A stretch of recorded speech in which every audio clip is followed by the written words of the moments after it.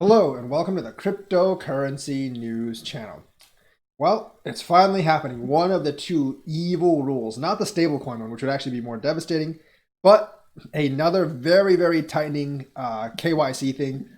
Brian, this is the one that Brian Armstrong actually talked about with the private wallets having to go through KYC to connect to exchanges, or if you want to withdraw to your private wallet, they will do KYC. This is one of those rules, and it would destroy the concept of privacy in crypto wallets. But for people who want to make money, this is was always coming.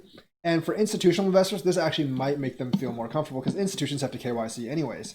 And this would basically lessen the money laundering charges for crypto actors. So the U.S. floats long dreaded plan, the evil plan of death, to make crypto exchanges identify personal wallets. So they're requiring crypto exchanges to identify personal wallets if you transfer like 10,000, more than 10,000 in a day, or and they'll maintain records for transactions over $3,000. So if you transact over $3,000 at any time period, your record will be contained if you transfer from an exchange to a wallet. That means any a major on ramp or off ramp or any big flow of money to an on ramp will actually be KYC'd. The only thing you could actually do is just to buy crypto direct from somewhere else, and that's always someone online, and that's always shady and could basically lead you to getting scammed. So if you don't want to get scammed, KYC is your only choice. So US cryptocurrency users hoping to transfer their holdings from an exchange to their own personal wallets may need to comply with new Know Your Customer requirements after a rule proposed by the Treasury Department Friday. Under the advance notice of proposed rulemaking, users who want to spend cryptocurrencies from centralized exchanges to a private wallet would need to provide personal information about the owner of that wallet to the exchanges if the amount sent is greater than 10,000 in a day. The exchanges would also need to submit and store records involving such transactions with a total value of over 10,000 in a given reporting period. I think that's probably like a month or something. Or just maintain records for transactions over $3,000. So if you transact, I guess, like more than $10,000 a month, or if you or a quarter or something, or if you transfer over $3,000 at once, you will need to KYC, and they will be keeping track of records. So if you want to if you are trying to money launder or steal or get away with taxes or not pay taxes, just forget about it. Not going to happen. In other words, users of centralized cryptocurrency exchanges who want to move their holdings under their own private wallet or someone else's would have to provide detailed personal information. So the government and the exchanges will have all of that for transactions greater than $3,000, and exchanges would be required to report either individual or groups of transactions that add up to more than $10,000 to the FinCEN Crimes Enforcement Network. So that might suck, but that is the way it has to be.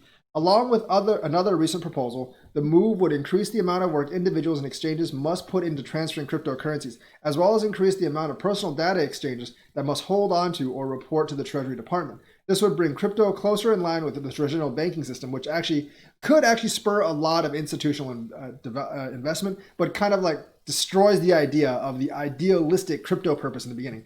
I, however, don't really care about that. I have no plans to try to hide my taxes, so I don't really have much of a problem with this. But of course, those of you that don't want to pay taxes, and those of you who are really into this privacy thing, I think it's over, guys. I think it's over.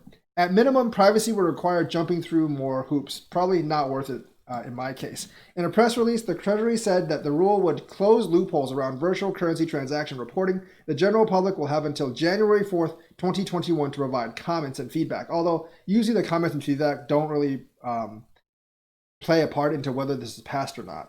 FinCEN assesses that there are significant national security imperatives that necessitate an efficient process for proposal and implementation of this rule, the document was adding.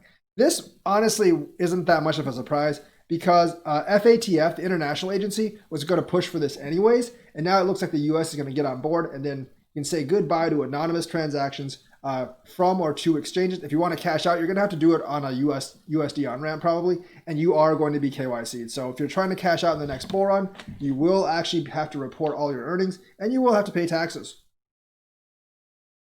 Because that's just the way it works, unfortunately. So that is the news for today. Let me know what you think. Like and subscribe and hit that bell notifications button. Thank you and have a nice day. Oh, by the way, this is that Brian Armstrong looks like he was right about the Trump administration rushing these rules out the door. So that is the news for today. Like and subscribe and hit that bell notifications button. Thank you and have a nice day.